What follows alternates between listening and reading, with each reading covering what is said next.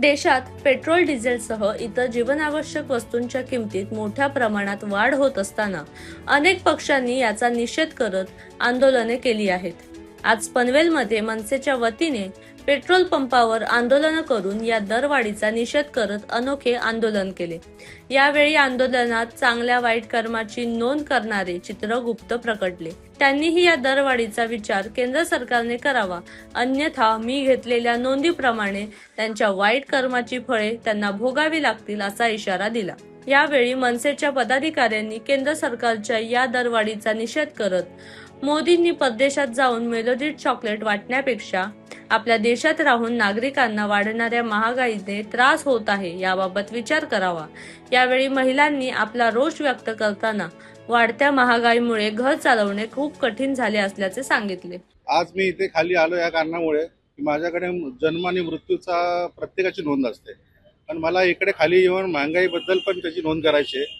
त्याच्यामुळे मी खाली आलोय सर्व नागरिकांना भेटायला की काय त्रास होतो तुमचा, कारण पेट्रोल डिझेलमुळे खूप लोकांचा त्रास झालेला आहे नागरिक जीवन। हो, त्याच्यामुळे मी खाली आलोय की शासनाला मी त्याच्याबद्दल नक्कीच विचारणार आहे की तुम्ही याबद्दलचा त्रास तुम्हाला कळतोय का, नाहीतर जनता तुम्हाला पुढच्या वेळी नक्कीच धडा शिकवेल हे नक्की। तुम्ही अंतर्यामी आहात, हो, काय शासनाच्या मनात नक्की काय आहे?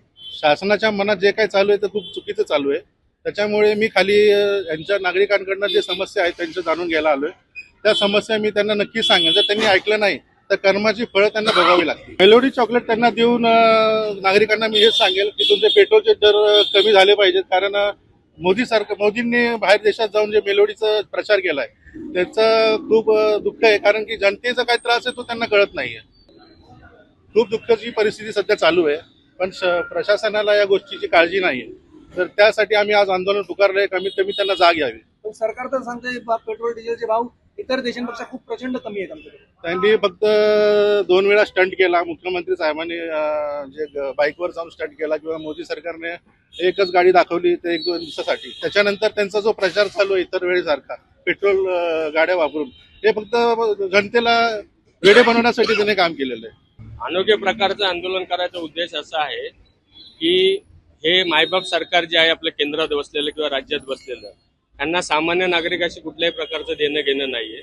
म्हणून शेवटी आम्ही चित्रगुप्ताला साथ घातली आणि चित्रगुप्ताला आम्ही धर्तीवरती बोलवलंय की बाबा तुमच्याकडे सगळ्यांचा लेखाजोखा आहे, या सरकारचा लेखाजोखा एकदा आपण बघा आणि इथे नागरिकांना किंवा पृथ्वीवरती मानवाला किती त्रास होतोय ते दाखवण्याचा प्रकार महाराष्ट्र नवनिर्माण सेनेच्या माध्यमातून आम्ही आज या ठिकाणी केलेला आहे। अतिशय भयावह परिस्थिती आत्ता आहे, यापुढे अजून भयावह परिस्थिती निश्चितपणाने येणार आहे। केंद्र सरकार सांगतंय किंवा त्यांचे काही कार्यकर्ते सांगतायत की पेट्रोलचे डिझेलचे दर इतर देशांच्या तुलनेमध्ये खूप कमी आहेत, पण मला त्यांना हे सांगायचंय की इतर देशाच्या तुलनेमध्ये सर्वसामान्य नागरिकांची जी इन्कम आहे किंवा जो महिन्याचा त्यांचा पगार म्हणा किंवा जी उत्पन्नाचा स्रोत आहे तो अतिशय अल्प प्रमाणात आहे। सध्याच्या स्थितीमध्ये जर आपण बघितलं तर अतिशय म्हणजे अतिशय सर्वसामान्य नागरिक कामाला जाऊ की नको, म्हणजे कामाला पेट्रोल भरता येत नाही म्हणून जर नाही गेले ते 1 दिवसाचा पगार कट होतो। अशा परिस्थितीमध्ये यापुढे आणखीन भयावह परिस्थिती होणार आहे। आत्ताच केंद्र सरकारने या गोष्टींचा विचार करावा, बाकीचे जे खर्च आहेत ते कमी करावे आणि पेट्रोल डिझेल आणि घरगुती गॅस यासारख्या ज्या सर्वसामान्याला लागणाऱ्या दैनंदिन वस्तू आहेत याच्यावरती योग्य तो विचार करून तातडीने केंद्र सरकारने याच्यावरती योग्य तो निर्णय घ्यावा, हीच आम्ही आज चित्रगुप्ताला विनंती केली।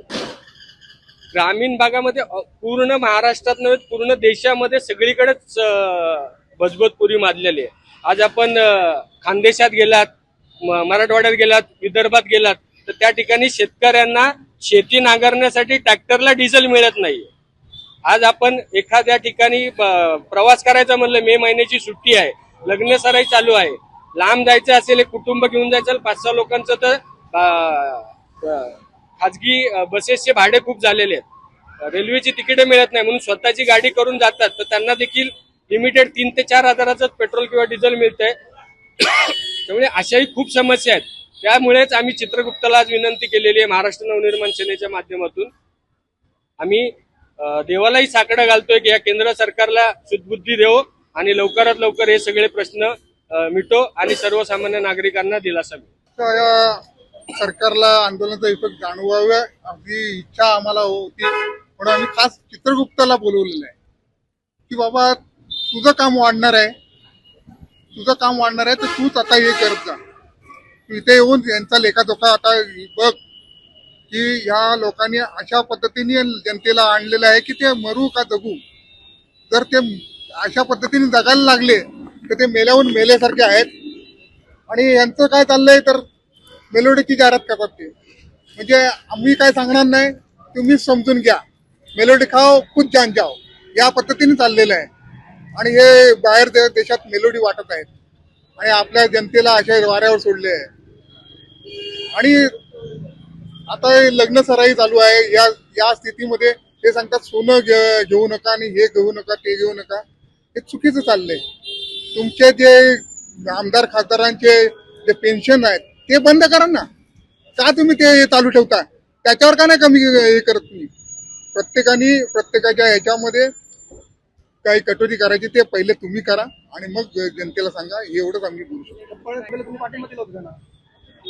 दिलेलं चांगल्या कामासाठी काम होतील असं आम्हाला वाटलेलं.